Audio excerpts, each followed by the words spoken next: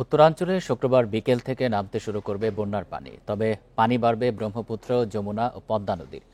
সেক্ষেত্রে এসব নদীর আশপাশে নিম্নাঞ্চল সাময়িক সময়ের জন্য প্লাবিত হতে পারে। বন্যা পূর্বাভাস কেন্দ্র বলছে, বড় ধরনের বন্যার শঙ্কা নেই, স্বল্প মেয়াদে নিম্নাঞ্চল প্লাবিত হবে। বান্ডেল থাকলে প্রতি সেনমানিতে টাকা বাঁচবে। বিকাশ সেনমানি বান্ডেল কিনে জিতুন প্রতি লেনদেনে। ভারতের আসাম, মেঘালয়, সিকিমে ভারী বৃষ্টির কারণে উজানের পানিতে প্লাবিত হয়েছে নীলফামারী, লালমনিরহাট ও চাঁপাইনবাবগঞ্জ।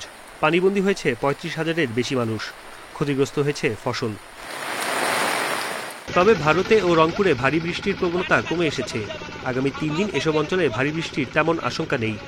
উত্তরাঞ্চলে বৃষ্টিপাত কিন্তু গত দুই দিন যেরকম বৃষ্টি হয়েছে সেই তুলনায় অনেকটাই কমে গিয়েছে এবং যে কমে গিয়েছে সেই রকম একই রকম অবস্থা আরও কয়েকদিন থাকতে পারে। বৃষ্টির প্রবণতা কমে আসে উত্তরাঞ্চলের বন্যা পরিস্থিতি উন্নতির দিকে।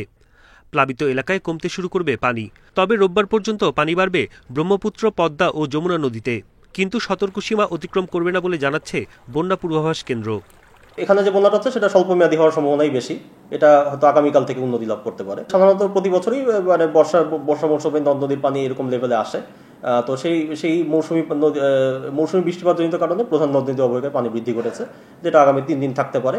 তার পরবর্তীতে এটা স্থিতিশীল হয়ে যেতে পারে। লঘুচাপের প্রভাবে আগামী রোববার ও সোমবার দেশের দক্ষিণাঞ্চল ও মধ্যাঞ্চলে বৃষ্টির সম্ভাবনা রয়েছে বলে জানিয়েছে আবহাওয়া অধিদপ্তর। বনি ইবনে কামাল, ইন্ডিপেন্ডেন্ট নিউজ, ঢাকা।